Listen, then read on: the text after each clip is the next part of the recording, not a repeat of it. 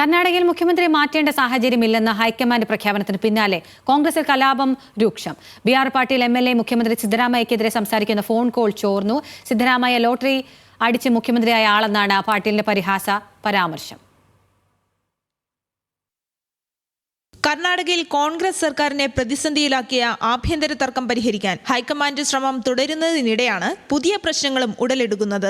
സഹപ്രവർത്തകരുമായി BR. Patil MLA സംസാരിക്കുന്നതിന്റെ വീഡിയോയാണ് പുറത്തായത്. പാർട്ടിയിലെ ആഭ്യന്തര കാര്യങ്ങളിൽ ബി.ആർ. പാട്ടീൽ അതൃപ്തി പ്രകടിപ്പിക്കുന്നതും phone കോളിലുണ്ട്.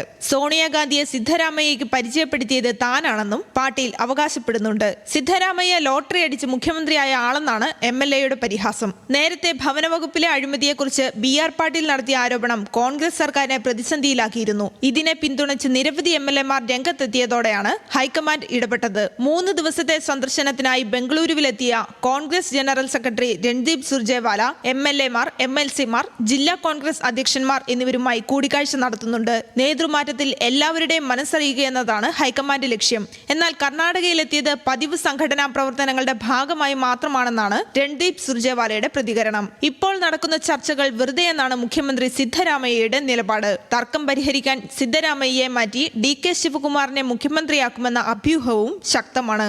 National desk, news Malayalam.